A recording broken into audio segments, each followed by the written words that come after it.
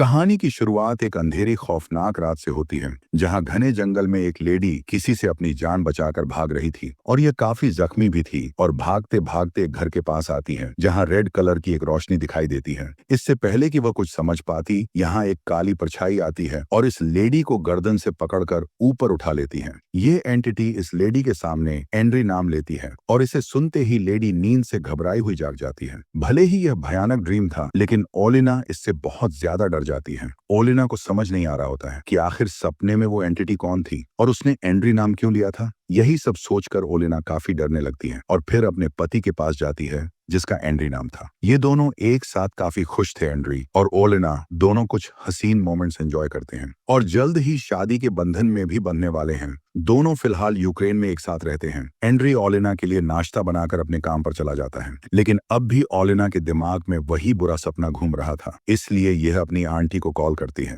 ओलिना अपने रात वाली बात के बारे में उसे बताती है कि सपने में एंटिटी एंड्री को लेने आई थी। ये सुन वो काफी परेशान होती हैं और कहती हैं, अब वक्त आ गया है कि तुम एंड्री को कहीं दूर भेज दो और उसे कहाँ कैसे भेजना है ये तुम अच्छे से जानती हो। इसके बाद हम ओलिना और एंड्री को बहुत खुश देखते हैं क्योंकि आज इनकी एनिवर्सरी थी। ये दोनों इस सेलिब्रेशन के लिए एक छोटी सी पार्टी रखते हैं और इनकी ये खुशी जल्द ही दहक में तब्दील हो जाती है, क्योंकि यह साल 2022 का था जब रूस यूक्रेन पर हमला करता है और रूसी सैनिक यूक्रेन में घुस आते हैं। यह लोगों को किडनैप कर लेते हैं। रूसी सैनिकों की वजह से यूक्रेन के आम लोग भी काफी डरे हुए थे, इसलिए वह अपने घरों में छुप कर रहते हैं। इधर एंड्री और ओलिना भी अपनी जान बचाने के लिए यहाँ से भागने का फैसला करते हैं, लेकिन इस वक्त यूक्रेन की हर जगह रूसी सैनिकों के अंडर में थी। इसीलिए ओलिना एंड्री से कहती हैं कि हमें आंटी येव्द के पास चले जाना चाहिए, क्योंकि आंटी येव्द का घर शहरी इलाके से दूर जंगल के बीचों बीच सुनसान जगह में बना हुआ था। यह घर वर्ल्ड वॉर के टाइम पर भी था, जहाँ कोई भी सैनिक नहीं पहुंच पाया था। इसीलिए ओलिना एंड्री से वहीं चलने की जिद करती है और एंड्री भी मान जाता है और दोनों गाड़ी से जा रहे होते हैं कि रास्ते में कुछ रूसी सैनिक इनकी गाड़ी को रोक लेते हैं और इनसे पूछताछ करने लगते हैं और इनकी तलाशी भी लेते हैं। एंड्री इनसे बचने के लिए काफी अच्छे से बात करता है। रूसी सैनिक ओलिना के साथ मिसबिहेव करना शुरू कर देते हैं, पर एंड्री किसी तरह यहाँ से निकलना चाहता था, इसलिए गुस्सा शांत करके बैठा रहता है। सभी पूछताछ करने के बाद भी यह लोग इन्हें नहीं जाने देते, बल्कि सैनिक अपने चीफ से ओलिना की डिमांड करते हैं ताकि ओलिना के साथ इंटीमेट हो सके और चीफ भी इसके लिए राजी हो जाता है। इसके बाद सैनिक ओलिना के पास पहुंचते हैं और उसे टच करने की कोशिश करते हैं, लेकिन यह सब देख एंड्री का खून खोल जाता है और यह इन सैनिकों पर गोलियां चलाना शुरू कर देता है। इस अटैक में एक सोल्जर मारा जाता है जबकि दूसरा सोल्जर जख्मी हो जाता है। जैसे तैसे ये दोनों बचते बचाते अपनी आंटी के घर आ जाते हैं। इसके बाद ओलिना अपने हाथों पर लगा खून नोटिस करती है और जब ये एंड्री के पास जाती है तो वे घायल होता है और इसे भी गोली लग चुकी थी। एंड्री की हालत बहुत ज्यादा खराब थी। ओलिना इसे संभालने की कोशिश करती है, लेकिन कोई फायदा नहीं होता। एंड्री का जख्म इतना गहरा था कि वो इसकी जान ले लेता है और ओलिना अपने ही हाथों में अपने प्यार को मरता हुआ देख बहुत रोने लगती है। एंड्री की वही डेथ हो जाती है और यही बात ओलिना को बार बार अपने सपनों आती थी, जो कि अब सच हो चुका थी। इधर हम उन्हीं सैनिकों को देखते हैं जो अब ऐसे बिहेव कर रहे थे जैसे कुछ हुआ ही ना हो। ये बिना किसी दुख के अपने सैनिक साथियों का जरूरी सामान निकाल लेते हैं और जो जख्मी होते हैं उन्हें ट्रीटमेंट देकर बेफिक्र होकर बैठ जाते हैं। ओलिना के लिए एंड्री की मौत को एक्सेप्ट करना बहुत मुश्किल था। ये एंड्री की डेड बॉडी को देखकर रोने लगती है। ओलिना को इतना परेशान देख आंटी इसके पास आती हैं और इसे समझाते हुए कहती हैं, सब ठीक हो जाएगा। इस पर ओलिना कहती है कि मुझे कुछ ठीक नहीं करना, बस मुझे एंड्री चाहिए, और कहती है कि मैं कई लाइफ जी चुकी हूँ, हजारों युद्ध मैंने देखे हैं, कई लोगों को खोया है, लेकिन एंड्री को खोना सबसे बड़ा है और मैंने पहली बार एंड्री के साथ एक नॉर्मल लड़की बनकर प्यार को फील किया था, लेकिन मुझसे यह खुशी भी छीन ली गई। ओलिना फैसला करती हैं कि जिन लोगों की वजह से एंड्री की जान गई है, अब वो उनको भी सुकून से नहीं जीने देगी, बल्कि उन्हें जीना इतना मुश्किल बना दूंगी कि उन्हें जिंदगी से ज्यादा मौत आसान लगेगी। इतना कहकर ओलिना यहाँ से जाने लगती है और आंटी से एंड्री की डेथ बॉडी जलाने को कहती है, जबकि खुद कुल्हाड़ी लेकर घर में बनी एक सीक्रेट दीवार को कुल्हाड़ी की मदद से तोड़ने लगती है और फिर दीवार तोड़कर एक सीक्रेट चेंबर में चली जाती है। इसमें ब्लैक मैजिक और सुपर नेचुरल चीजें मौजूद थी जो कि काफी खतरनाक थी। ओलिना एक मैजिकल मिरर के सामने जाकर खड़ी हो जाती हैं और अपने सारे कपड़े उतार देती हैं। और यहाँ हम देखते हैं कि ओलिना के दोनों हाथों पर टैटूज बने हुए हैं। ओलिना इन टैटूज को उखाड़ देती है, जिससे उसे सुपर नेचुरल पावर मिलती है। इसके बाद शरीर में कुछ चेंज होना शुरू हो जाता है और ओलिना की बॉडी में खास तरह की पावर दौड़ने लगी है। ये पावर मिलते ही ओलिना खतरनाक हो जाती है और अब ये पूरी तरह से अपने दुश्मनों से बदलना लेने के लिए तैयार है। ओलिना कोई नॉर्मल लड़की नहीं थी, बल्कि यह एक विच थी जो चुड़ैलों की दुनिया से दूर एंड्री के साथ जिंदगी गुजारना चाहती थी, पर ऐसा नहीं हो पाया। इधर हम रूसी सैनिकों को देखते हैं, जिनका चीफ बताता है कि खाने की सप्लाई अभी नहीं हो पाएगी, क्योंकि जो खाने का ट्रक था वो यूक्रेन ने रोक लिया था। इसलिए चीफ इन सब से कहता है कि अब तुम लोग बिल्कुल आजाद हो, तुम्हें जैसे भी खाना लाना है तुम इसके लिए फ्री हो, तुम किसी को भी मार सकते हो। यह सब सुनकर सैनिक बहुत खुश होते हैं और अलग होकर खाना ढूंढने के लिए निकल जाते हैं। वह एक घर में खाना ढूंढने जाते हैं, जहाँ एक बूढ़ा आदमी इन्हें यहाँ से भगाने लगता है, लेकिन यह रूसी सैनिक इस बुजुर्ग आदमी को ही मार देते हैं और उन्हें इस बूढ़े आदमी की बेटी दिखाई देती है, जिसका नाम कीटू था। उसे सैनिक बंदी बनाने की कोशिश करते हैं, लेकिन कीटू किसी तरह इनसे बचकर यहाँ से भागने लगती है, पर कोई फायदा नहीं होता, क्योंकि यह सैनिक जल्द ही इसे बेहोश कर देते हैं। और एक सैनिक मौके का फायदा उठाकर कीटू के साथ गलत काम करने लगता है। जब कीटू होश में आती है और जोर से चीखने चिल्लाने लगती है, लेकिन यह सैनिक इस पर बिल्कुल रहम नहीं करता। वहीं दूसरी तरफ कुछ सैनिक मौज मस्ती के लिए एक घर पर शूट करने लगते हैं। जब एक लेडी यह सब देखती है तो इन सैनिकों को समझाते हुए कहती हैं कि तुम लोग इंसान हो, इंसान ही बनकर रहो, जानवरों जैसे बर्ताव मत करो। लेडी की यह बात सुन सैनिकों को काफी गुस्सा आता है और ये इसे शूट कर मौत की नींद सुला देते हैं। इसके बाद ये लोग एक कैंप के पास पहुंचते हैं। यहीं कीटू को भी लाया जाता है ताकि सभी सोल्जर्स का मनोरंजन हो सके।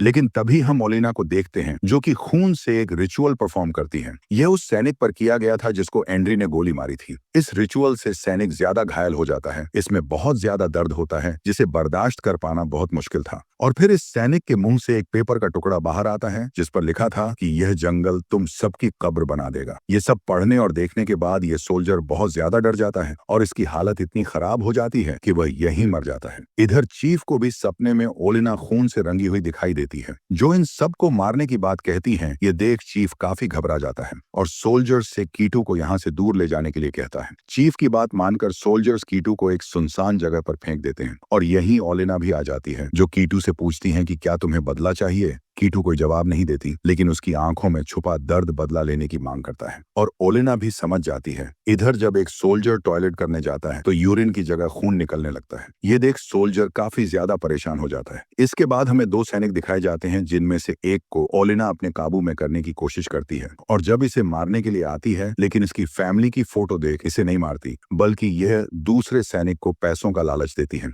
इतने सारे पैसों को देखकर ये सोल्जर लालच में उसके पास जाने लगता है। अगली सुबह सब सोल्जर्स अपने फोन देखते हैं तो सबको एक ही मैसेज मिलता है, जिसमें लिखा था कि तुम सबकी कब्र इसी जंगल में बनेगी। ये पढ़ने के बाद सभी सोल्जर्स काफी घबरा जाते हैं, लेकिन चीफ इस पर ज्यादा ध्यान नहीं देता, क्योंकि यह भूत प्रेत और काली शक्ति पर बिल्कुल भी यकीन नहीं करता था, बल्कि चीफ इसे दुश्मनों की एक चाल बताता है और सभी सोल्जर्स को अलर्ट रहने के लिए कहता है। लेकिन तभी एक सैनिक सभी लोगों को जंगल की एक ऐसी जगह ले जाता है जहां बहुत सारी वुड डॉल्स लटकी हुई थी। फिर अपने साथी को देखते हैं, जो पेड़ से बंधा हुआ था। उसके होंठ सिल दिए गए थे और पेट भी फटा हुआ था। इतनी बुरी कंडीशन देख सभी शौक रह जाते हैं और एक सोल्जर अपने साथी को बचाने के लिए जैसे ही अपना कदम आगे बढ़ाता है, वैसे ही पेड़ से बंधा सोल्जर ब्लास्ट होकर मारा जाता है, क्योंकि ओलिना ने इसके आगे बॉम्ब ट्रैप बिछाया हुआ था। ये देख सोल्जर उस सोल्जर पर गुस्सा करते हैं और कहते हैं कि तुम्हें आगे नहीं बढ़ना चाहिए था। इधर हम ओलिना को देखते हैं, जो काफी पावरफुल रिचुअल परफॉर्म कर रही थी ताकि उसकी शक्तियां इसे मिल सकें।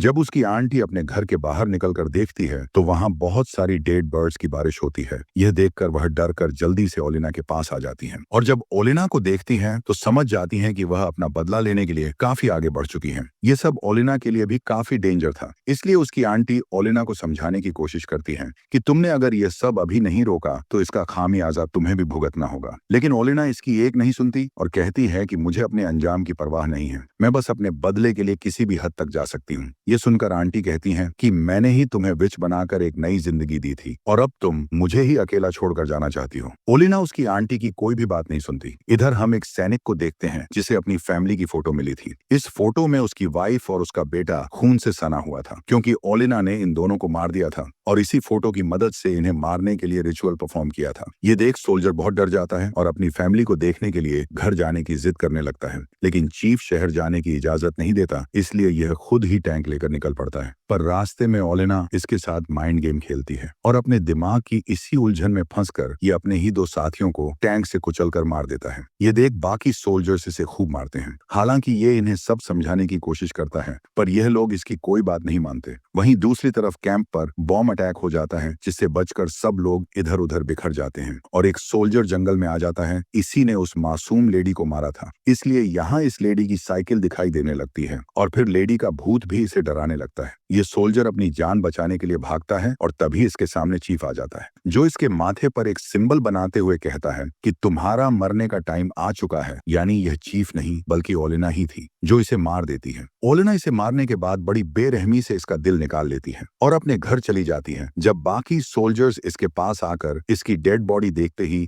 हैरान रह जाते हैं, क्योंकि इन्हें यकीन नहीं होता कि दुश्मन इस हद तक जा सकते हैं। यहीं एक सोल्जर सुपर नेचुरल पावर की बात कहता है, पर चीफ इन सब में बिलीव ना करने की वजह से उसे डांट कर चुप करा देता है। इधर जब आंटी ओलेना को सोल्जर का दिल खाते हुए देखती है तो काफी डर जाती है और ओलेना को समझाने की फिर से कोशिश करती है, पर ओलेना इसे हर्ट करते हुए कहती है कि मुझे और पावर चाहिए। थोड़ी देर बाद जब ओलेना अपने होश में आती है और यह आंटी से अपनी गलती की माफी मांगती है और फिर यहाँ से चली जाती है। आंटी भी अब ओलेना को देखकर उसे डरने लगती है, क्योंकि बदले की आग में वे न सिर्फ अपनी असली पहचान खो रही थी बल्कि एक बुरी विच में भी बदलती जा रही थी। रात को ओलेना सैनिकों के कैंप में जाती है और वहां सबके लिए वार्निंग छोड़ती है। अगली सुबह जब सोल्जर्स मरे हुए सैनिकों की बॉडी उनकी जगह पर नहीं देखते हैं तो काफी घबरा जाते हैं और जल्दी डेड बॉडीज को ढूंढने निकल पड़ते हैं और आगे बढ़ने पर इन्हें वो डेड बॉडीज पेड़ पर लटकी हुई दिखाई देती हैं। यह सब देख एक सोल्जर इतना ज्यादा डर जाता है कि वह खुद को ही मार लेता है, क्योंकि यह ओलेना के हाथों नहीं मरना चाहता था। इसके बाद उस सोल्जर को दिखाया जाता है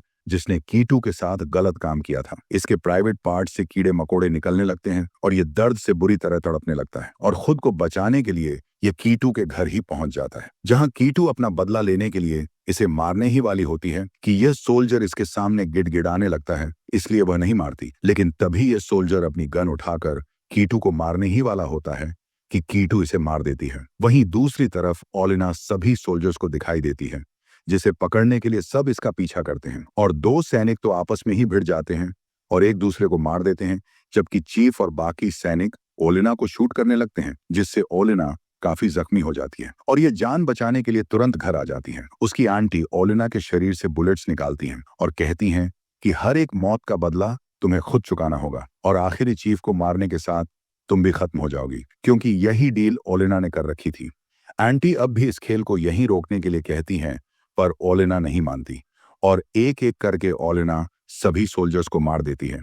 पर चीफ इसके काबू में नहीं आता, बल्कि ओलेना को पकड़कर उसके साथ गलत काम करने लगता है। पर तभी हम देखते हैं कि ओलेना उसके पीछे खड़ी है, यानी यह जिसके साथ गलत काम कर रहा था वह इसी का सोल्जर था और यह सब ओलेना का माया जाल था। ओलेना चीफ को तड़पाने लगती है और मारने ही वाली होती है कि तभी यहाँ आंटी आ जाती है और ओलेना से कहती हैं कि तुम्हारे पेट में एक बच्चा पल रहा है और अगर इस चीफ को कुछ भी नुकसान हुआ तो बच्चा भी मारा जाएगा, क्योंकि ओलेना ने यही डील डेविल के साथ कर रखी थी। आंटी इसे समझाती हैं कि यह बच्चा एंड्री की आखिरी निशानी है और तुम्हारे प्यार की निशानी है।